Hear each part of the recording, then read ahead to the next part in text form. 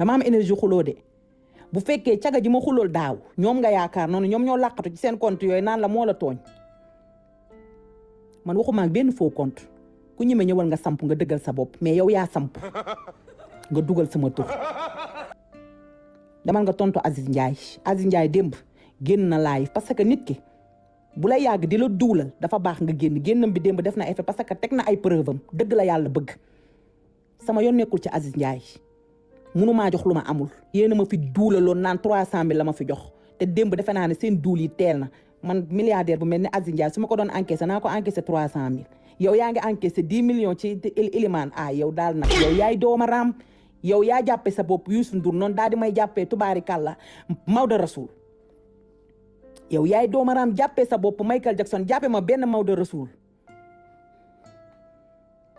jàppe sa bopp Youssou Ndour jàppe ma benn Baba Amdi yow nga encaissé 10 millions nga toog naan ma ay 300 000 francs yow toj sa cottu ndey jot na encaissé sa 10 millions ñëw toog naan ma 300 000 nga encaissé man dinaa jàkkaarloog millionnaires yi man di leen encaissé 300 000 francs yow nag xeeb nga ma de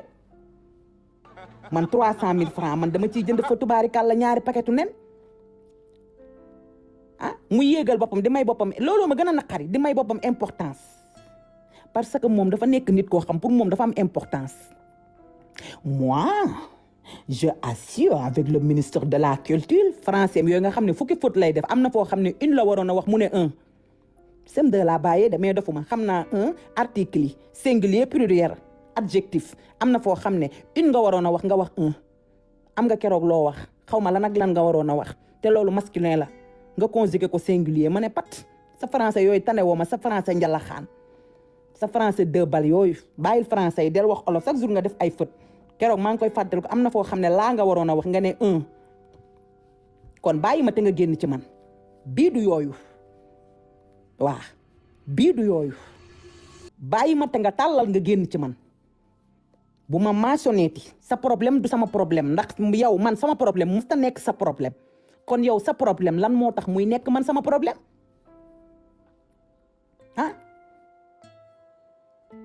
sa problème lan moo tax muy nekk sama problème lan mooy sama tun ci yow dañoo nekk ay xarit on n'a pas des amis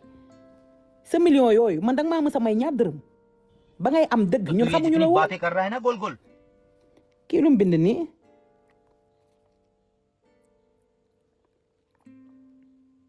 li nga bind nii bind ko mu leer ku fi bindaat elle parle de kii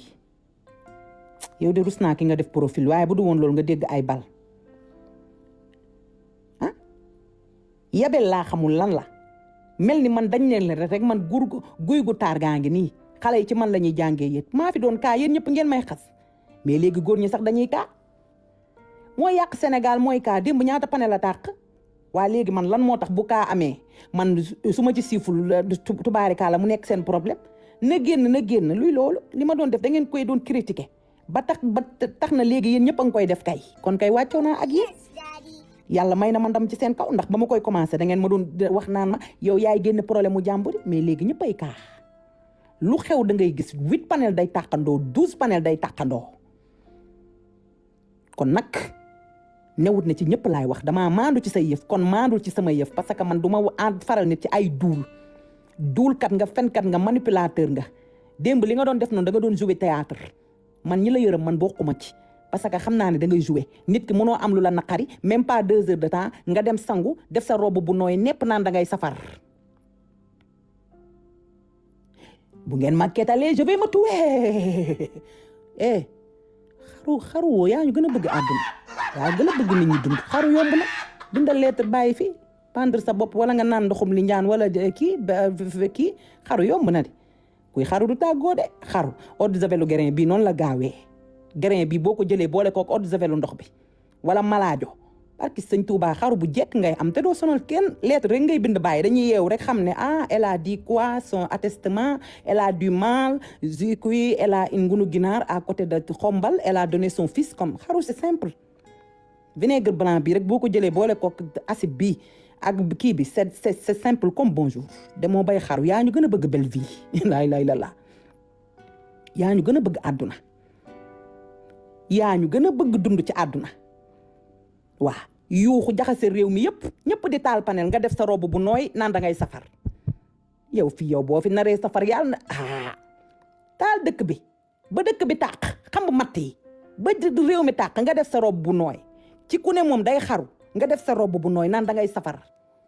ci ku xam ne dane day dem ba pare di dem shopping ci koo xam ne nee na moom day xaru naan bu ngeen ma ketalee ma xaru loolu moom mooy ketal leen ma maa ngi gis ta mu ngi def clin d'œil Mouhamed Dieng borom xbet fa tubaarikàlla macha allah le milliardaire de l'heure doomu ndayu baay bada dalay clin d'œil de fi mu toll pare na ci Elimane Lam pare na ci Aziz amoon na fi ay temps fii la leen doon jël moom moo leen doon défendre shooting gannaaw da doon shooting démb bi mu dëbbee réew mi ba pare dafa dem def robbam nii takk benn njël maam Cheikh Ibrahima Fallam naan day shooting maam Cheikh Ibrahima Fallam naan day shooting maam Cheikh Ibrahima Fallam naan day shooting fi mu toll Ibu dem na ma ne ko ci Badara dem naa Aline Badara dem na Badu dem na Aline Badara dem na ñaari boy ñëw nañ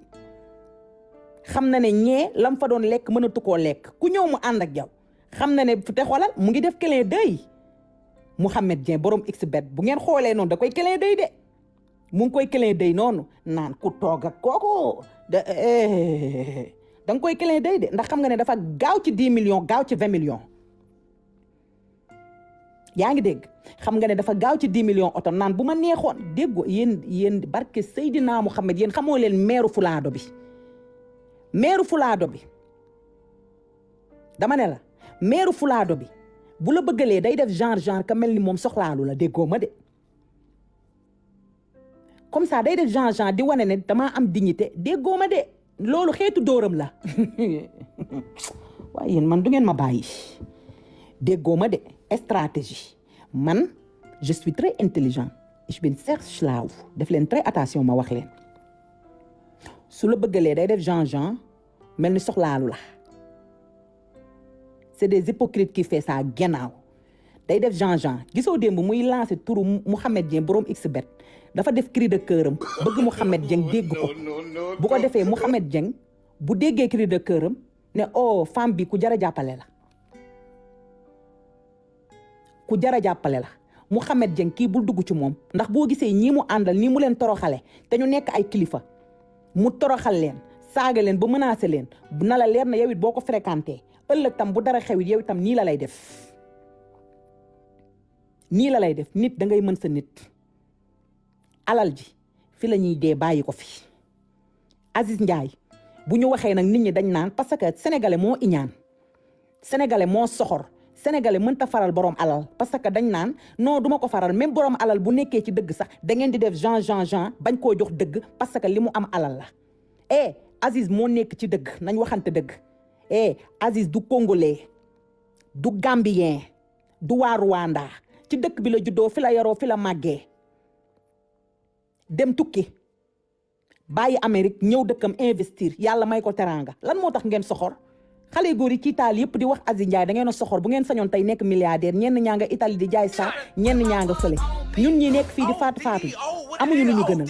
tey bu ñu amoon investissement dañuy dem suñu dëkk di yeewoondoo boo gisee xale góor yi ci pëtaxluwaar yi di récupérer Aziz Ndiaye iñaana leen jàpp ak soxor parce que li mu mënoo leen ko dafa tukki mu metti mu wiññeeku ñëw investir ambulant na jaay na tiset jaay na yëre jaay na daal ba tax tey mu egg fi mu egg lan moo tax ngeen soxor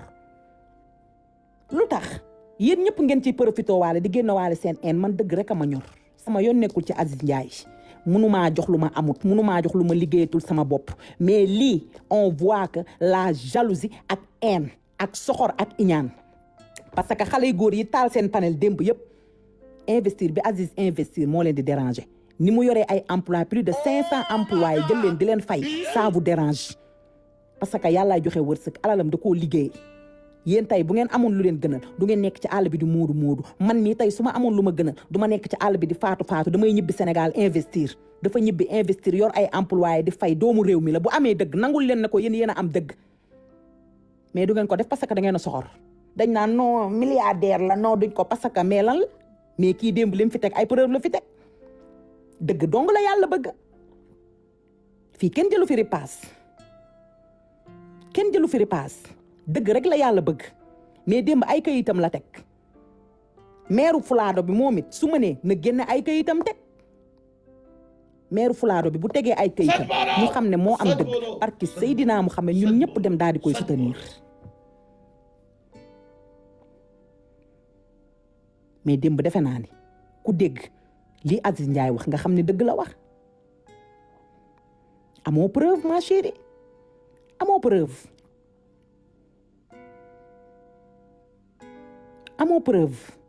te terrain bi moomoo ko procuration moom lañ la defal ne la jaayal ñu yaa ngi dégg nga toog naan damaa liggéey sama alal damaa ñaq dama lii dama laa pour ba pare yow da nga yab sénégalais yi bu ma kenn wax bàyyil mu sedd yéen lan moo tax ngeen naa féq lu tax bu leen arrangé wul ngeen bëgg coow li fay lu tax bu leen arrangé wul ngeen bëgg man moom moo ma tudd de moo ma tudd man ginaaru kenn nenu ma damay wax dëgg li may wax ni man la engagé yow da ngaa xam luy liggéey da ngaa xam nan la ñuy sonnee yow bu fekkoon tey da ngaa xam liggéey dëgg-dëgg ba Sénégal dëgëree nga xam ne lépp mu ngi fi da ngay ñëw Europe nga samp am nga carte séjour indéterminé 10 ans da ngay ñëw samp jël sa doom teg ci sa wet dem wuti sa liggéey nga liggéey buzz nga bëgg dañ lay may buzz boo xamoon liggéey dëgg xam nga ne fi mu toll Sénégal c'est gâté sa wax jii ngay wax di tàllaay fajar da ngay ñëw fii Europe nga samp même garderie baax na même ci kii yi baax na bécaraay pâtisserie yi baax na tu n'as jamais travaillé dans ta vie ménage baax na fomp baax na nekkul ne wax ju neex rek ci ngay convaincre nit ñi bon parleur tu es une bon parleur nga maanaam wax ju neex mooy ñooñu di wax ba di la convaincre ci làmmeñ man ñi ñuy convaincre ci làmmeñ man bokkuma ci parce que man allemande laa man kenn mënuma convaincre ci ay làmmeñ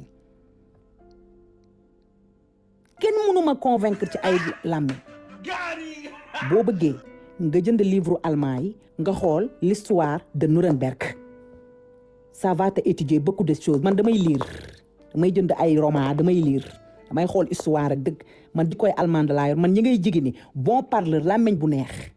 am na ñoo xam ne yàlla da leen a may wax moom yàlla da koo may wax dalay convaincre ci làmmeñam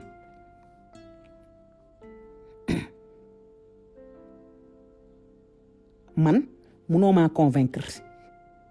ay wax moo fi de jeex yàlla joxoon na la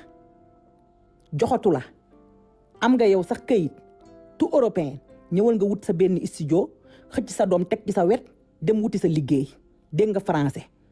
boo demee ci intérim yi nga dem nga wuti sa liggéey bu rëyee liggéey lii lépp xam nga lan moo la ko indil folie mosoo xam liggéey bala maa bëgg a dee mu naan j'ai travaillé je suis une femme battante génneel fan nga mës a liggéeyee depuis bi nga nekkee France fan ak fan nga mës a liggéeyee génneel xanaa nit boo doon bale fenn sa di nga jékki saay am fa ay photo man mii am naa ay photo blouse man maa ngi ni fi may laabee noonu boo bëggee ma génneel la ay photo ak samay collègues fi may toog di laabee noonu yëpp noonu fi may kuusee yëpp boo bëggee am naa ci ay photo génneel kon may ñoo une femme battante du toog plus de 8 heures ba 12 heures di taal ay live di fay di taal di fay tu es une femme très paresseuse nee naa la jën yu mag yi jeex na yabooye ñoo fi des tubaab yu baax ya daan maye ay kër di maye ay millions jeex na yooyu tubaabu 90 yi la tubaabu 1997 yi la jën yu mag yi jeex na yabooy bee fi des ak tas bee koba bi tubaab yi fi ne mayetuñu sarab ndayam yoratuñu lu ñu may kenn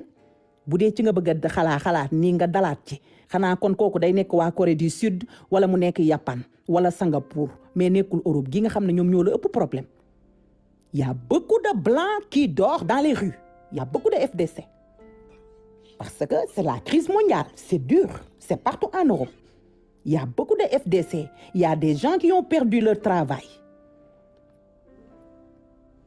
Il y a des gens qui ont perdu leur travail. Il y a des blancs qui dorment dans les rues. Il y a des blancs qui sont des sans travail. Il y a beaucoup de blancs qui ne travaillent pas. Même ici en Allemagne, les Allemands aussi entraînés de parler. C'est dur. Ici en Allemagne, quand tu travailles, on prend ton argent, tu payes tous les taxes. C'est toi qui travailles, c'est toi qui payes les gens qui assis dans leur maison. C'est nous qui payons les gens qui ne travaillent pas. Parfois, tu regardes une femme avec 5 enfants, elle a plus de 3 000 euros, 4 000 euros chaque fin de mois, sans location, sans électricité, sans rien du tout. Et toi, tu travailles, tu as ton salaire de 2 000 et quelques ou de 3 000 et quelques, tu payes ton loyer, tu payes tes factures, hein, tu payes la cantine des enfants, tu payes, et les taxes, hein, et tu payes ton retraite, et après, tu n'as que des yeux. Tout le salaire est fini. Tu n'as que tes grandes yeux. Est-ce que tu as vu un peu, non? Même les Blancs aussi, la souffrance de ça. Même les Blancs souffrance. C'est partout en Europe. Tu travailles et tu ne vois pas ton argent. Tu restes à la maison, tu gagnes beaucoup. Les gens qui vivent en France, prennent le RSA, sont plus à l'aise que nous. Nous travaillons et on prend nos argent. Donc, il n'y a plus de Watt qui donne de l'argent.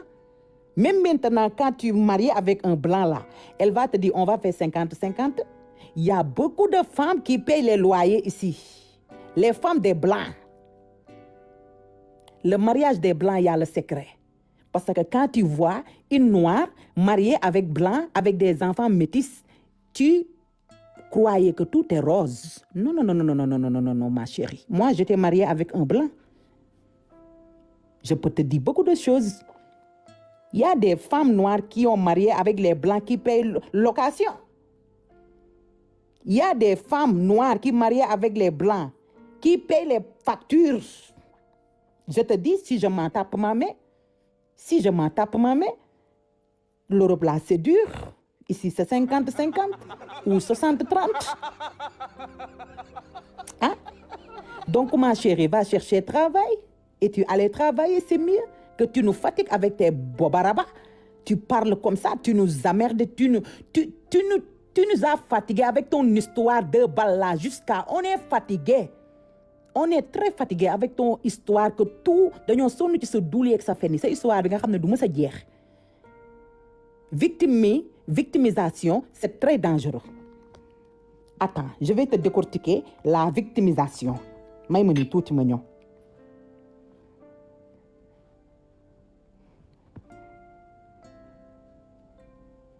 C'est quoi la victime? Mu ngi nii. Waaw kay. May ma ni tuuti. Hein? La victimisation, c'est l'auto-victimisation et le fait de se positionner soi-même en victime. Cela consiste à se plaindre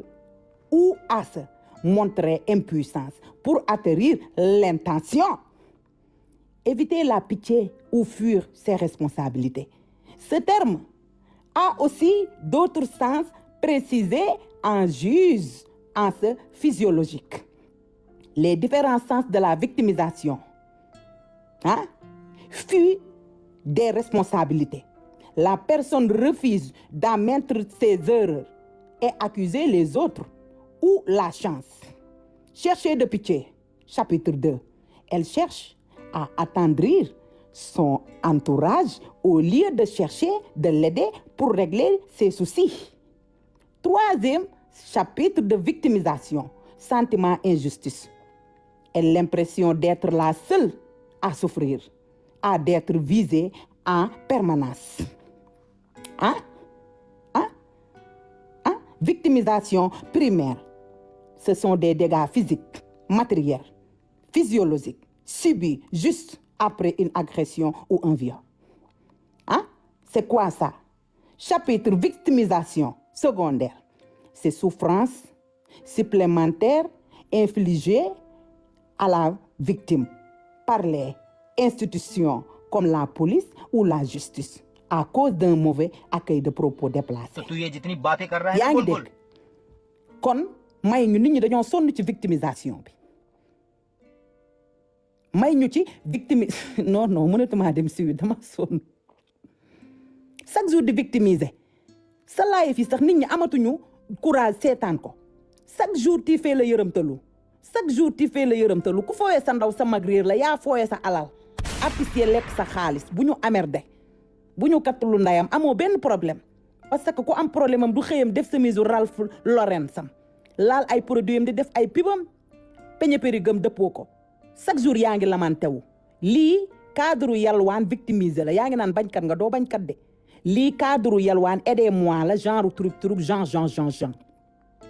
Une femme forte ne peut pas être victimisée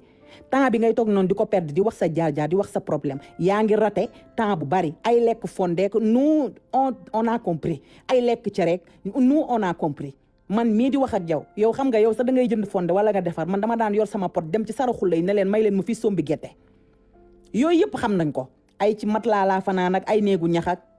on a compris ay ndoxum de la naan ak nanga yooyu yëpp on a compris jouer modeste beeg sama jànk bi jànk la mais je le fais comme ma sœur sur les caméras bobaraba on a compris moi ma vie devant les caméras entre guillemets oui je suis on a compris déggoo ma de est-ce que yaa ngi dégg yooyu yëpp xam nañ ko ay fondé ank yooyu yëpp dégg nañ ko kon sa temps bi ngay yàq waa ci ay siwalaay sang waaye yow lan mooy siwalaay sangoo man mii daan ñëpp ndayam def satala bu robinet tëjee may ñetti abdu xam nga yow sax nee nga am nga siwo boo duy ndox man robinet da doon tëj ma def satala nii satala sëgg noonu laa mënee ñetti abdu su ma la defalee ñetti abdu nii barki Seydina Muhammad su ma génnee danga naan damaa sangu satala sëgg bi nii def ñetti abdu jël nii bomb poqataan bi nii laal satala si mu wàcc nga jëlaat beneen poq bi bomb def saabu bi laal satala mu wàcc boo paree nga sëgg nii sa kuu bi nga laal satala si mu wàcc su ma la ñettee abdu ba toog ba pare danga naan kii dafa sangu xam nga yow sax yor nga siwo ñun satala lañ doon yor yooyu yëpp amul problème ñun ñëpp ci ay siwo lañ sangu waa kay yooyu yëpp ñun vécu nañ lu ko gën a pur yaa ngi dégg mais yooyu yëpp dundoo ko ndax parce que yow da nga dund neex duul kat nga ay siwo sangukaay yooyu da nga dund sa neex da nga yor sa xaalis noos xale yu góor zigolo yu ndaw yi yor seen koy yu neex yi lekk sa xaalis nga manqué xale yu ndaw zigolo yu ndaw yi nga xam ne judduwuñu sax animateur yu ndaw yi nga xamante ne judduwuñu di la encaissé di lekk sa xaalis nga leen di jëndal oto di yëkkati sa xaalis di leen may yaa ngi dégg ba ngay jaay Aziz kër ga booba neexoon na booba ngoro ga neexoon na bugguma tudd turam parce que am na jabar booba ngoro ga neex na yëf ya neex na ngay wut place moom démb wax na lu leer nee na ñëwul nee na yow yaa ko fekk fi mu toog ne ko kaay ma jaay la moom démb li mu wax leer na moom nee na gisul xamul yaa ko fekk fi mu toog kon mayal nit ñi jàmm nee na yaa ko fekk fi mu toog yaa bëgg a jox sa bopp importance yaay def loo mënut yaa bëgg foo dugg di ngoroloo ñu ne cette fille elle a fait comme ça yaa bëgg foo dem marqué fa sa empreinte